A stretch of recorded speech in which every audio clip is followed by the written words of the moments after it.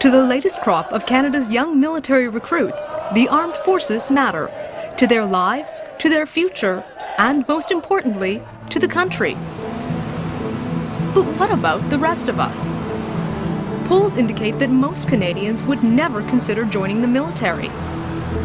But with security threats abroad and terrorist fears at home, can Canada afford not to have more citizens involved with its military? Course, attention! And its part-time reserve force. This is the story of unsung Canadians, their often unrecognized contribution to this country, and how, in a nation where our military culture has been all but lost, their actions may just be an example to us all.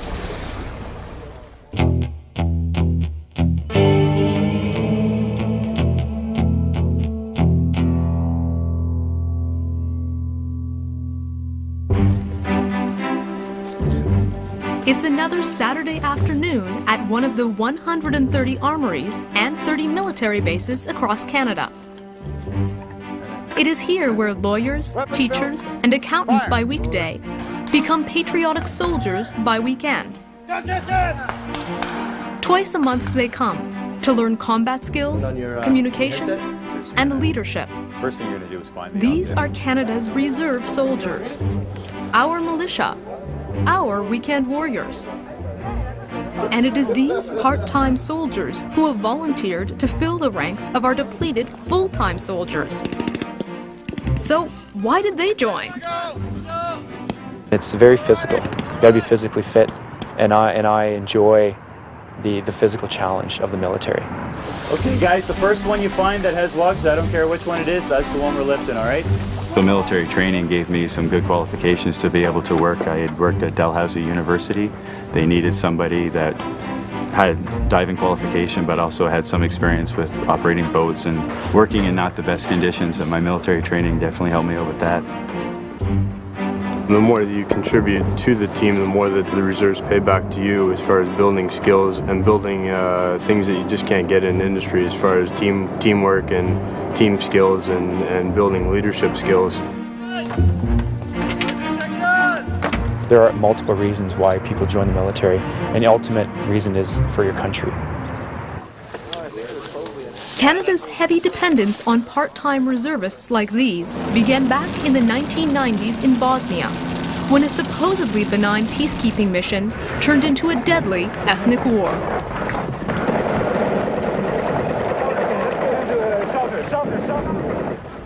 "44% of our contingent turned out to be reservists in the former Yugoslavia. 385 out of a total strength of 875. And I think the most significant thing that people have to understand about that is that when you actually put close to 400 reserves in a contingent of 875, they gravitate to the frontline rifle companies. And of course, it's the frontline soldiers in the rifle companies that bear the brunt of the actual close combat situations or the mine strikes and the shelling. With dangerous missions continually confronting an overstretched military, the previous Liberal government promised to add 8,000 new full-time soldiers and reservists to the forces. The new government has promised to add even more. But how? It won't be easy. It's not as easy as saying, let's get 8,000 new people in here, we'll just open the doors and expect them to kind of show up. To produce 8,000 trained and effective members of the Canadian Forces, it actually takes a staggering 48,000 extra people to knock on the door of a recruiting center over the next, if you want to take that 8,000 in over the next 2 years or 3 years or 4 years or 5 years, you're going to need to take 48,000 extra Canadians off the street, off their couch, out of their normal jobs that they're in now, and expect them to show some kind of demonstrable contact with the Canadian Forces. That's over and above the normal, as I was saying before, the steady state recruiting, which is about 25,000 contacted Canadians a year. So you're really looking to jump from 25,000 a year up to around over 70,000 Canadians a year walking through the turnstile, shall we say, to start the process.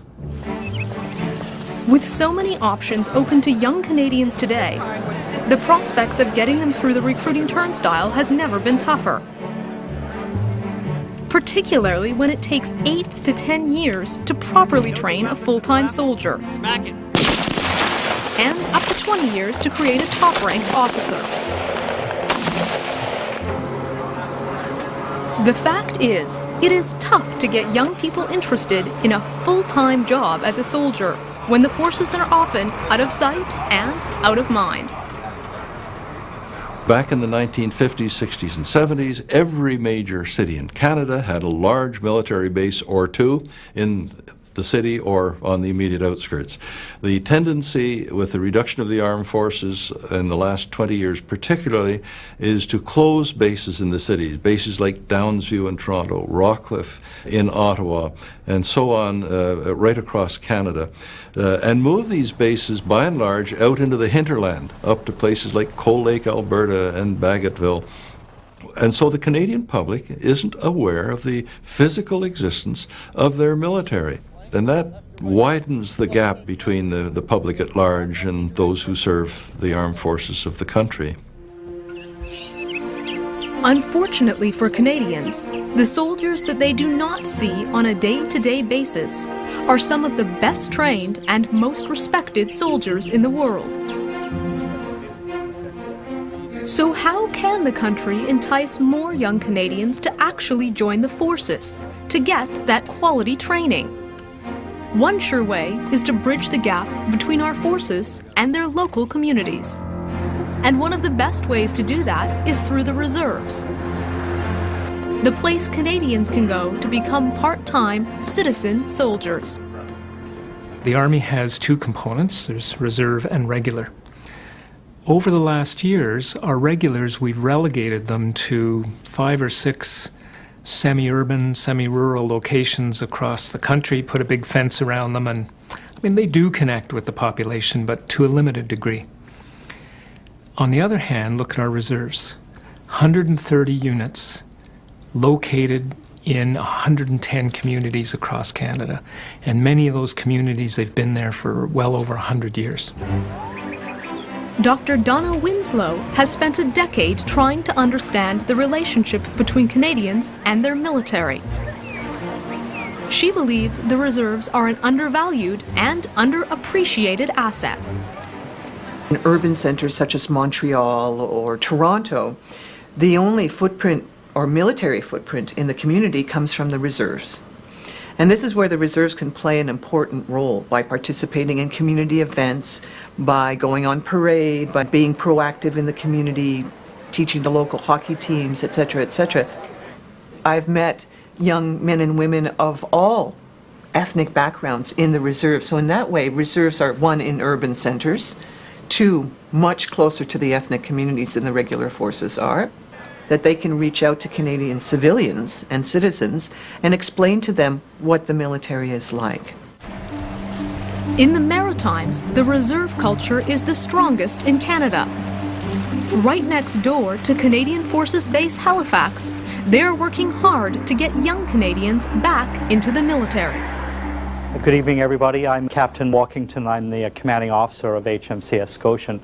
In addressing my comments to those who I'm enrolling, I always start off by saying what you're about to embark upon is going to be the experience of a lifetime. Congratulations. Thanks. HMCS Scotian is the largest Naval Reserve division in the country.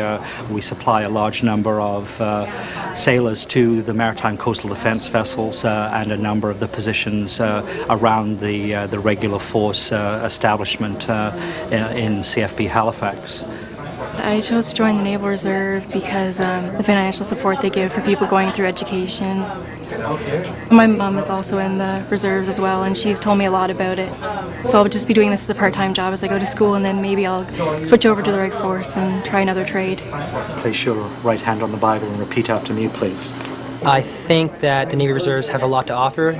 Also, my father's been in the military for over 20 years, and he's in the Navy, so he never really pushed it upon me, but he said it would be a good opportunity to make money, and it's a good life experience.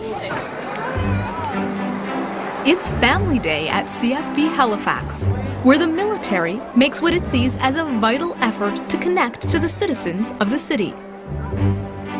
Today, lawyer and 20-year reservist Derek Vallis and his wife Beth also a commander in the reserves, have brought the kids for a day at the fair. As to bridging the military and civilian community, I think the reserve is an excellent tool for that. Citizen sailor, as we call ourselves, we have a fair number of experienced individuals in both sides. We have doctors, lawyers, accountants. My wife is also an officer in the Naval Reserve here at Scotian, and we have 3 young boys under the age of 4. So, yes, it is a bit of a balancing act.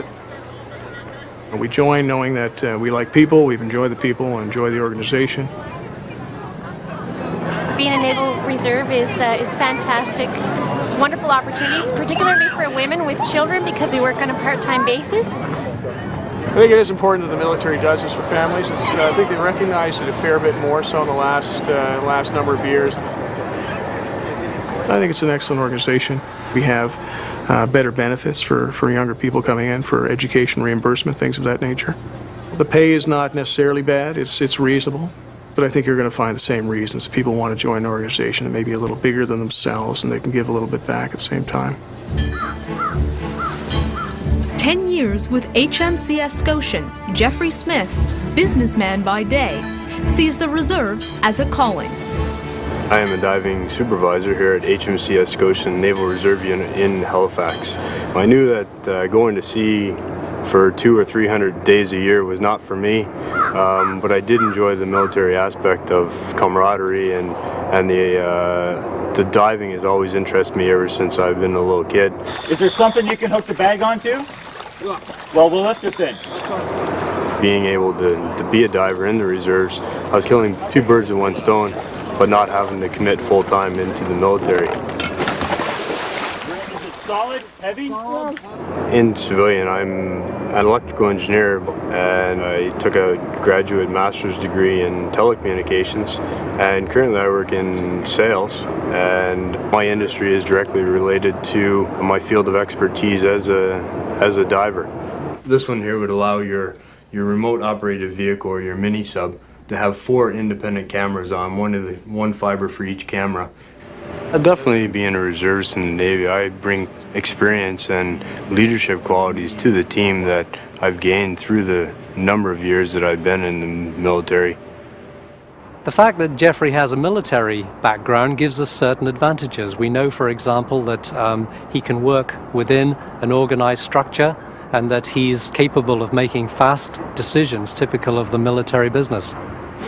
Okay, he's coming in, Eve. Jeffrey Smith believes the civilian and military world only add value to each other. I do see that I bring unique traits to the Navy. Not every day do you have a diver that has a master's degree, so the dynamic skills and trade set that I bring to the Navy is something that you're not going to find in just any sailor that you bring off the street.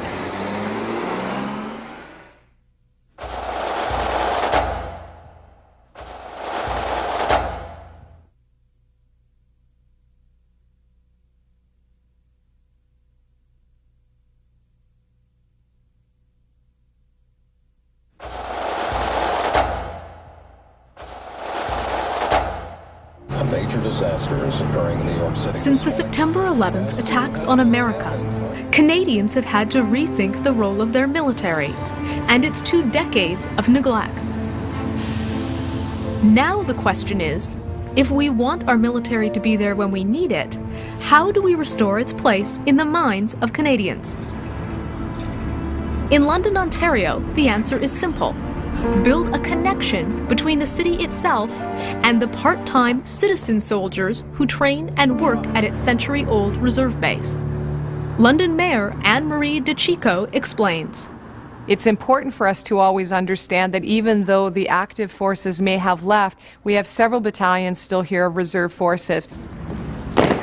There has never been a moment where there has been any kind of change of command where they have not come to me and want to introduce themselves and make sure that we understand that they are here for us. And, you know, that gives me a certain sense of confidence and a certain sense of security that if we needed their reserves for some other reason beyond the normal things that happen in our community, you just have to pick up the phone and they would be there. It could be a train derailment. It could be an accident at the airport. It could be something much less obvious. In London, the Wolseley Barracks were home to the Royal Canadian Regiment for nearly 100 years. When the regular force portion of the regiment was moved to Petawawa, these historic barracks became the headquarters for the Army Reservists of 31 Brigade, maintaining their important link to the City of London and its surrounding area. 31 Brigade extends pretty much all of southwestern Ontario. There are 14 major reserve units in that area, and that's a total of about 2,000 soldiers. And one of those part-time reservists that the City of London depends upon is Bell employee Marc Phillipon. He explains how he first got involved.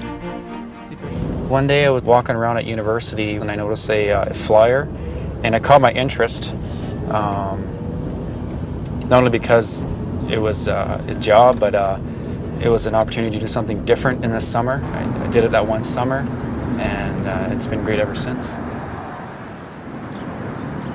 Most of those who are interested in being reservists we catch initially at the student phase. They are the easiest ones for us to attract and to train. Everyone got the schedule I sent out?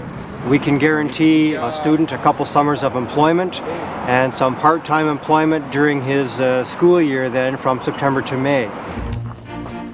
And one of the enticements reserve recruits have is the opportunity to train at some of the best facilities in North America.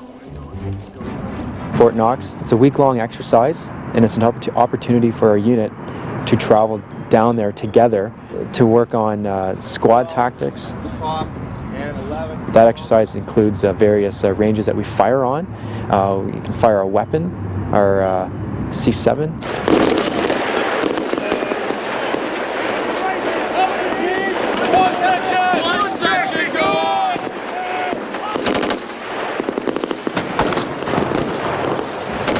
We also throw grenades. We shoot the M203 grenade launcher and M72 rocket launcher. Fire!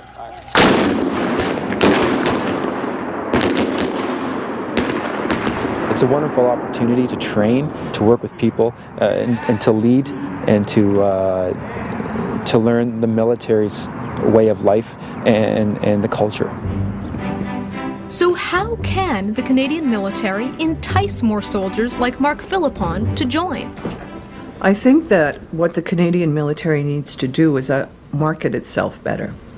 If Canadian civilians had had the experience that I've had in the past years with the Canadian military, they would be proud to have these people in their world making it a safer place. One roadblock to having more reservists join the forces is that often their civilian employers don't understand the military or the demands placed on part-time soldiers. In London, Ontario, the city's chief of police is working hard to overcome these obstacles. 10 years ago, I got involved in an organization called the Canadian Forces Liaison Council. And the purpose of the Canadian Forces Liaison Council is to promote to public and private sector employers the concept that hiring a reservist is good for business and is good for the country. Hi, how are you? Very good, sir. Jerry Holt. Jerry Mike. We send public and private sector employers on a day trip to have first-hand knowledge of the training and the benefit of the reservist. Hi there, welcome. This is the CFB Board and Confidence course. It's designed to build confidence in the soldiers as individuals as well as team building. Yeah. I specialized in those employers between 15 and 30 employees within organizations. I'd say small to medium-sized businesses in which there would be a large likelihood a reservist could be hired. And of those 5 to 6 people that went, I heard back from them when they got back that it was just a fantastic day. Not only did they observe, but they took part in some of the hands-on training themselves. Remember, Craig, I need your business, so be careful. No, not you. The reserve training portion of our academy is staffed primarily by reserve force members. This would not be possible, obviously, without two things. One, the staff that want to come in here and train these folks, but secondly, the employers that are allowing those folks the time away from their primary jobs to come out here where I can draw on their expertise to lead the way. For several of the employers who spent the day at Canadian Forces Base Borden, a new appreciation for the military was gained, as was the idea of hiring a young reservist. The kids that are coming out of these training programs have already got a bunch of skills. So they're not just kids that are, riding their motorcycle on the weekend and getting into all kinds of trouble. They're kids that are doing quite incredible things if you saw what they were up to. Right now I have 22 to 24 employees right now. And if I lose one or two, if they're deployed to Afghanistan for a few months, it's okay. I can have them back and they'll be that much better for it for the experience. Drop your weapon down! Some of these young men and women have been or will be going to other countries where they are expected to conduct themselves in a manner that would be equivalent to a regular force airman, sailor, or soldier who have had many years constant training, and they can't do that unless the employers allow them. Businesses aren't here to subsidize the military, but we do appreciate when the employers and the managers find a way to release their employees to train and to deploy. It's very important for all of us. One of the detriments the Army has is that what it does isn't in front of us. I don't believe you could come here and say I'm here for a tour of the Army, whereas just about anything else, including our businesses, anybody would call up. We'd be thrilled to show them what we do and how it impacts them. So I guess in some ways maybe what's going on here for us needs to be done for more people. In the last 10 years, I would say I have not had a single employer, that's not fully impressed by the training that the reservists take, a better understanding of the commitment and personal sacrifice that the reservists make, and actually become a promoter or spokesperson for the Canadian Reserves.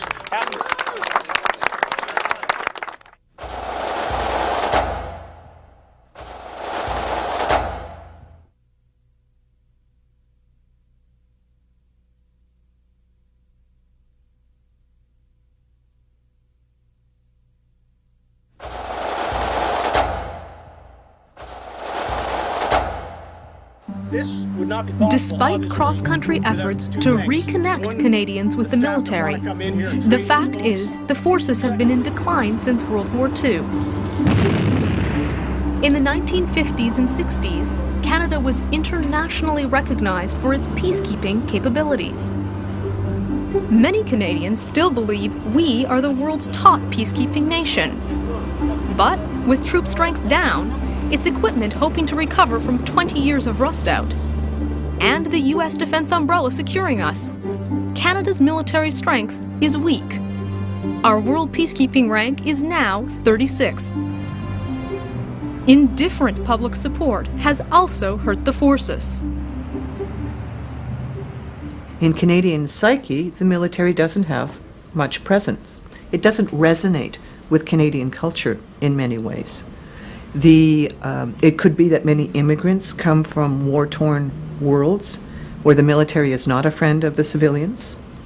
It could be that the Canadian population, for example in Quebec, has always been anti-conscription and essentially anti-military. When one looks at Canadian support, one has to see that the support is in urban centres not as great as it is in rural areas. Generally, I would say that the linkages between the military and society are weak and weakening. As the force shrinks in size, the military participation ratio, which is already quite low, which is the percentage of age-eligible people who participate at some point in their adult life in military service, that ratio shrinks. Other than at Remembrance Day and World War II tributes, Canadians see little of their military from day to day.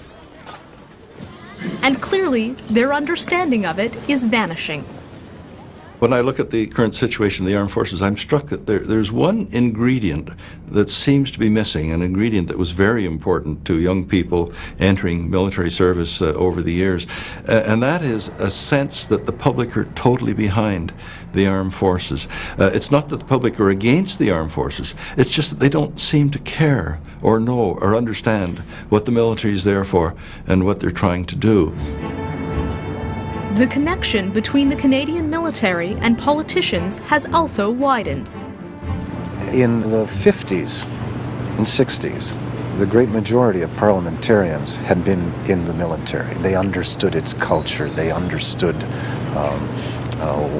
how it worked. They were empathetic and sympathetic to it. Not the case today. It's not the case today. Because we have very, very small armed forces, and we have effectively the smallest reserve force compared to the regular force of any country in the world, that we have virtually no contact with the civilian population. The civilian military contact is extremely limited, and so the number of politicians that have any military background are minimal to nil. Today, of the 309 members of Parliament and the 104 senators, only 12 have ever had experience with the armed forces. This has led to a vacuum of political debate in Ottawa for years. Our members of Parliament just don't know what's going on. They don't have sufficient information, they're not given sufficient information, they don't spend enough time studying what's going on, and consequently, how can they really criticize, effectively? It seems to me when we have debates on serious issues, whether it's conversion from UN to NATO mandate in Bosnia, or whether it's the Gulf War, or whether it's Kosovo or whatever, each party nominates a representative to read a prepared statement in the House for the record. And it's just, and once they get debating the issues, I've even seen parliamentarians confuse UN and NATO in the same sentence. I mean, it's so disappointing to see the lack of sophistication. One of the reasons for Canadians' lack of knowledge about the military dates back to 1968. Prior to that date, the military had a day-to-day presence at Canada's universities.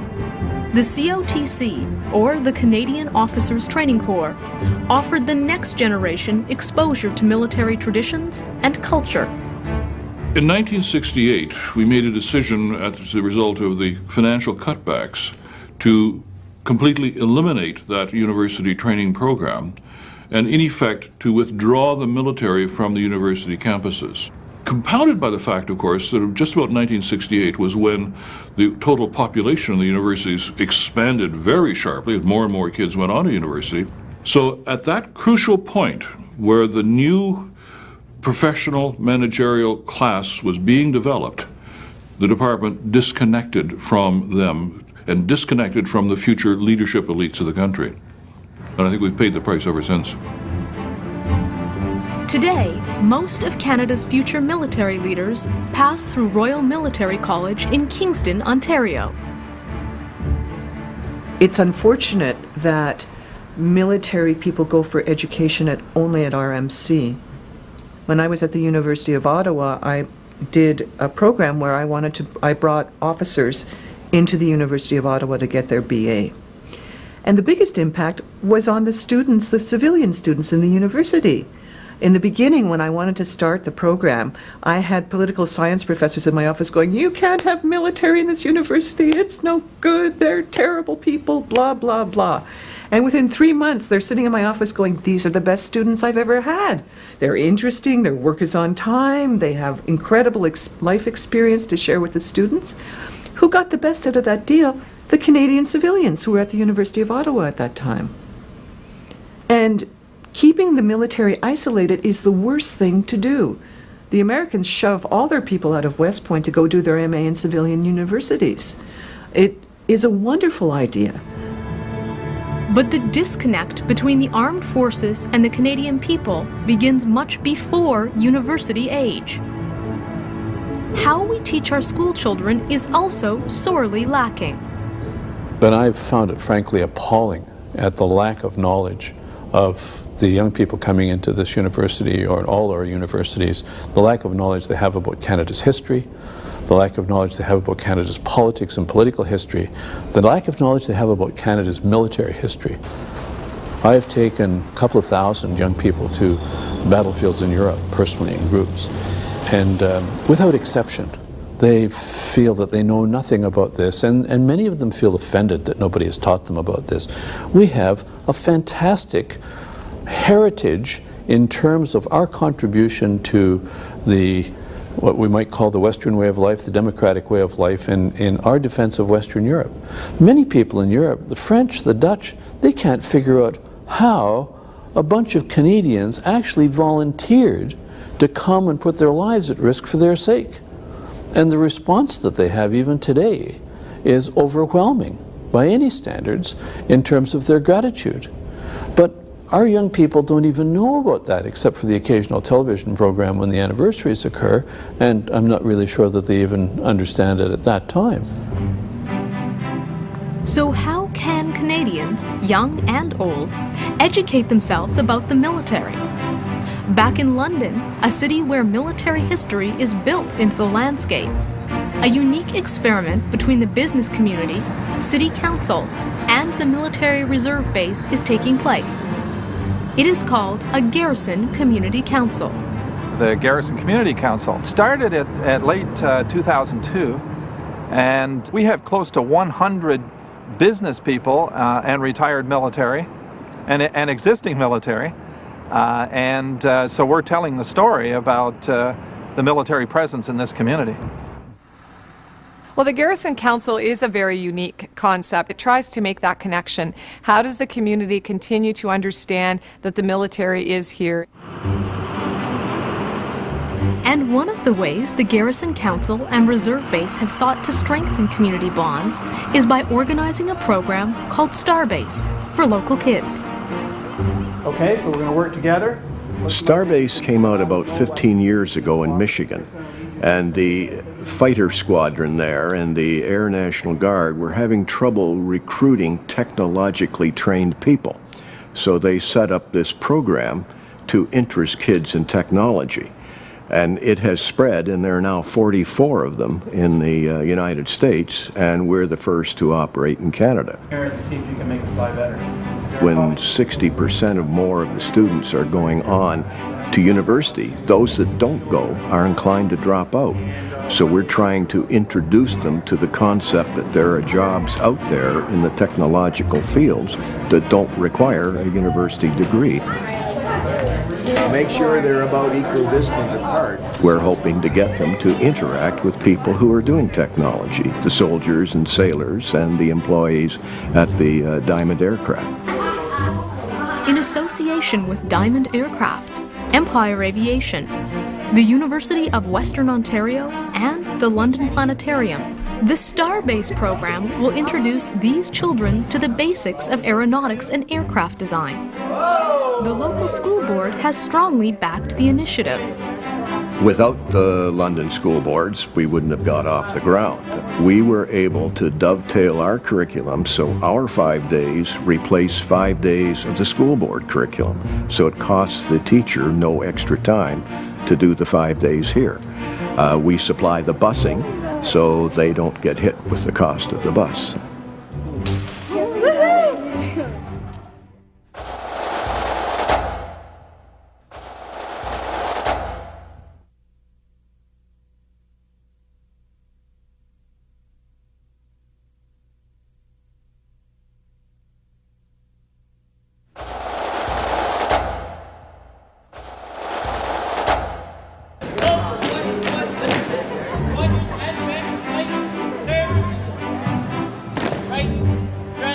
Across the country, a larger organization, one familiar to all Canadians, has been connecting with citizens for decades.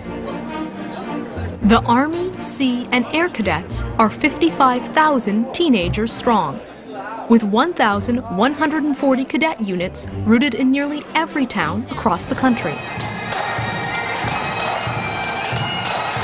Sponsored by the Department of National Defence, they are the federal government's largest youth program.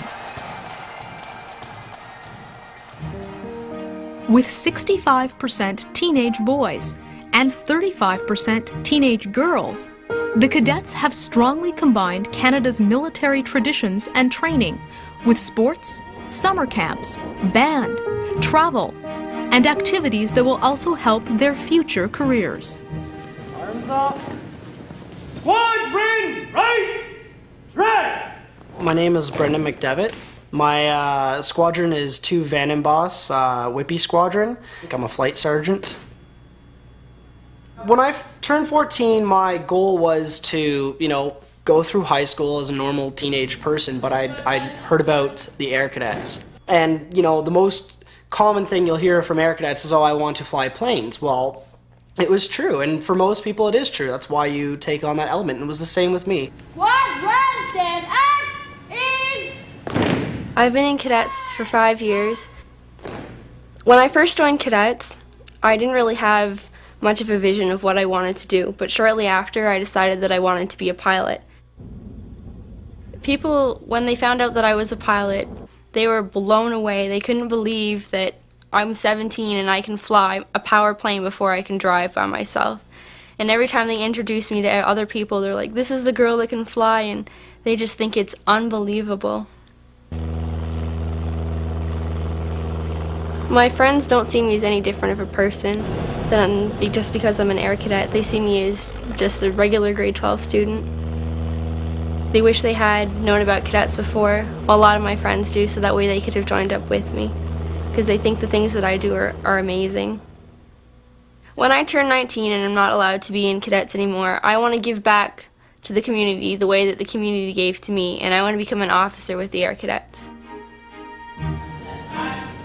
The sense of service to the community in which these cadets live has also been recognized by their schools and their teachers. In our classrooms, as an educator, we see Air Cadets and other cadets who are among our more responsible students. They are usually good students because they've learned responsibilities. They also learn a lot of self-confidence in the kinds of things that they do. So they learn a lot of self-discipline. They do end up showing a lot of citizenship, and they are a good example to some of their classmates as well. Flight 1 attention! I'm in a program now at Durham College, which is called Mechanical and Electronics Engineering. First year, I'm just about to complete it, and I was on the honor roll first semester, and that really spanned from, learning about the mechanics of airplanes, how they fly, and watching the engines made. The Air Cadets has been fantastic for Brendan in so many ways. He really came out of his shell. I found he was more organized. Last summer, Brendan went to camp at Borden, Blackdown, and there was such a transition in him. I found that he came home a different person. He had a respect and an understanding now on a different level. You could see that he loved it. And he's going to miss it because he ages out this year. So yes, last year my son went as a kid and he came home an adult. The values of duty and citizenship to Canada that the cadets instill are obvious. So, can the military build on this connection to everyday Canadians through this successful program? Some people look forward to a job in the military and carry on with it.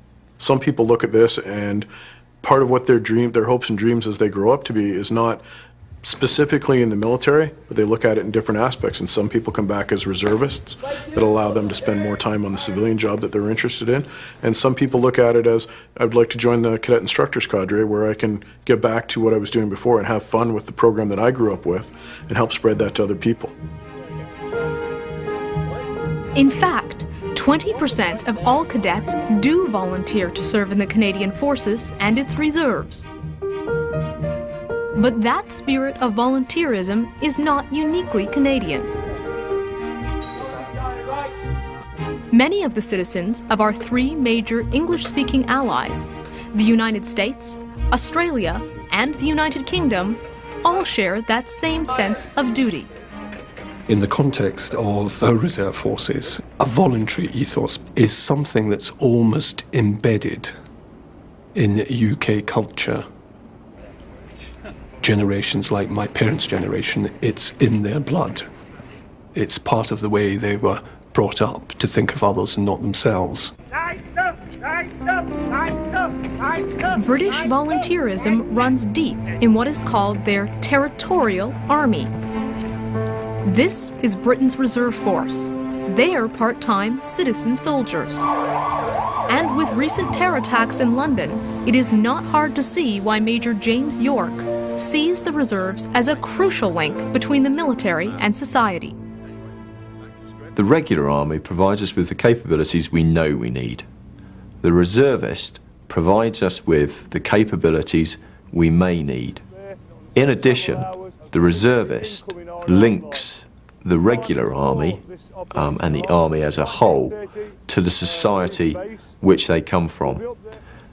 And then as the final bonus, a reservist delivers skills from his civilian life and also his civilian experience, which the military either cannot maintain or would find very difficult to maintain.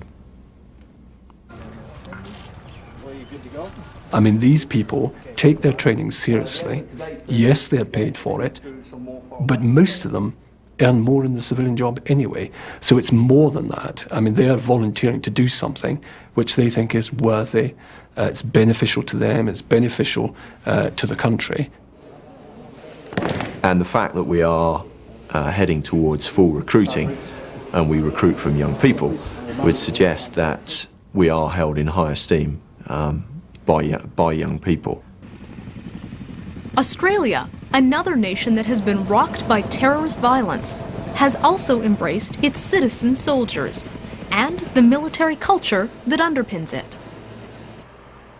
Australian values are Western values. We define ourselves very much in those sorts of terms, which is why we've signed on for the war against terror, partly because we have been targets of that with the incident in Bali in October 2002, partly because I think it would be fair to say that the Australian electorate generally takes the view that Western values, of which we are an expression as a nation, are under fundamental challenge in a way they have not been since the rise of fascism in the 1920s and 1930s, and that is something that needs to be defended. And reserves often can provide a cost-effective way of delivering capability to the nation, particularly in the war against terror, to make sure that the war doesn't come to home.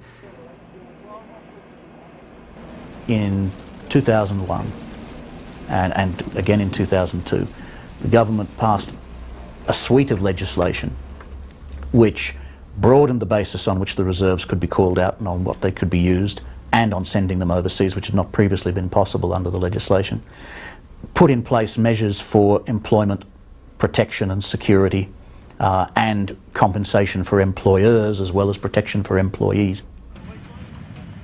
I think the fundamentals remain that our job is to bring young Australians into the force, imbue them with the culture of our military, which we're quite proud of, and reserves are an obvious and a highly valuable part of doing that. We have never fallen into what I think is the trap of structuring our forces for peacekeeping. We structure our forces for war fighting, and we argue, I think rightly, that you can step down a level, but you can't step up. If you're prepared, properly trained, properly equipped, properly led, good doctrine, all those things, for war fighting, you can deal with any circumstance below that level of military intensity that's thrown at you.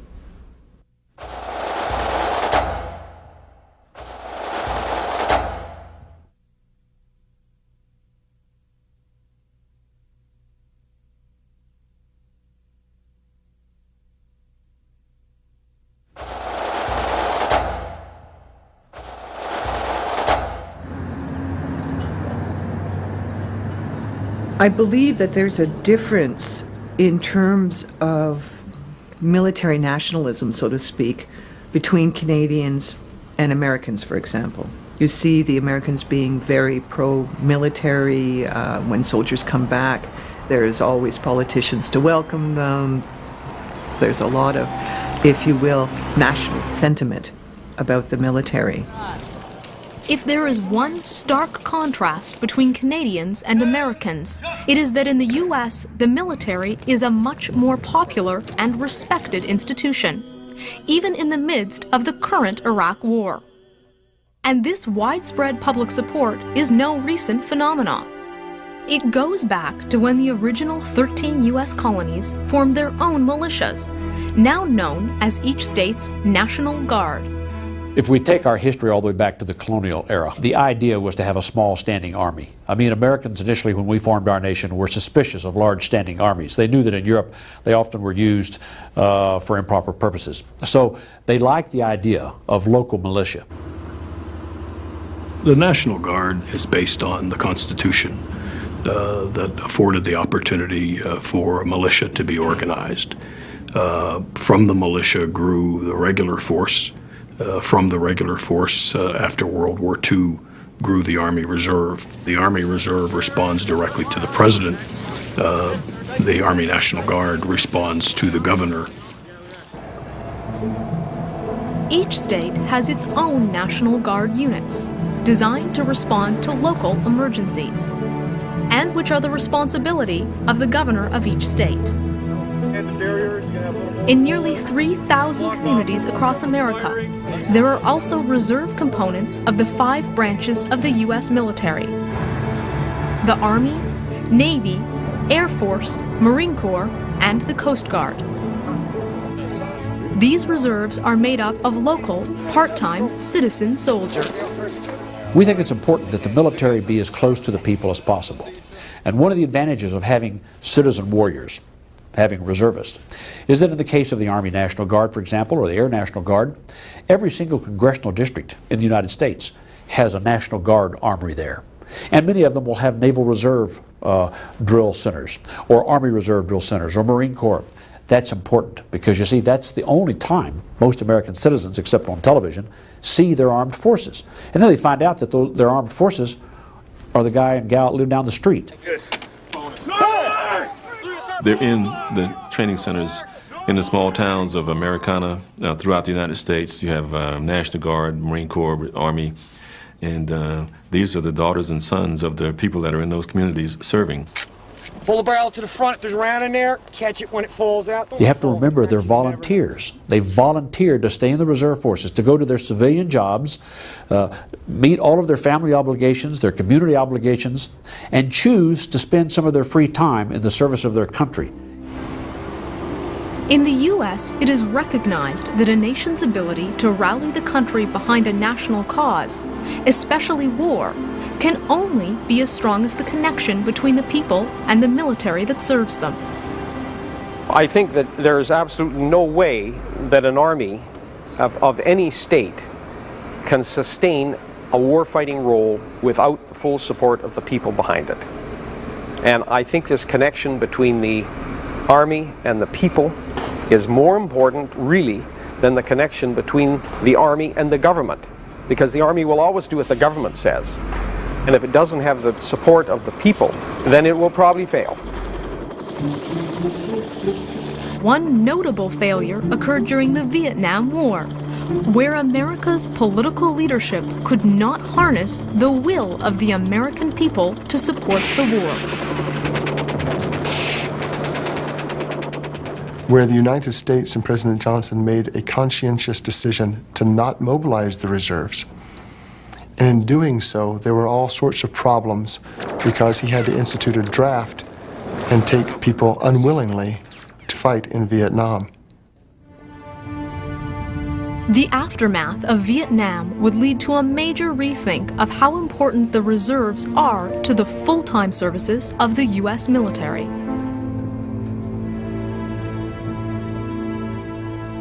Since September 11, 2001, the war on terror has been front and center on America's mind. And the U.S. has used its reserve force more than ever for both homeland defense and foreign operations. I think because of 9/11, it's in our backyard. And you'll find people that will say, you know, if I don't defend it, who will? And they will start to respond. We can't fight any war without large numbers of reservists. We cannot take the risk that any significant number of 285 million Americans at home might be endangered by a handful of fanatics who have weapons that were not available to anybody 15 years ago. We have to use every resource we have to protect our people. That's necessarily going to include large numbers of reservists. The debate over how to use our reservists to secure Canada's ports, airports, and critical infrastructure is still in its infancy. However, positive things are happening. Initial dive, survey of our object. If they're going to come to the surface, they're going to let us know what they need for the bag. The bag's going to go into the water. Sean Lothian, who has already served in the War on Terror, now concentrates his diving expertise to port security in Halifax Harbour. I joined the reserves in '89, and I took my initial dive course in 1990.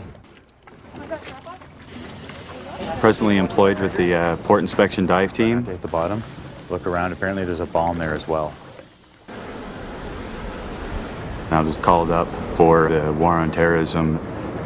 HMCS Toronto requested that a diver could join the ship. They were short on divers, and I was there to help fill out their dive team. Op Apollo was the Canadian Forces' contribution to the War on Terrorism. We went over to the Gulf of Oman, Arabian Gulf, and the Arabian Sea.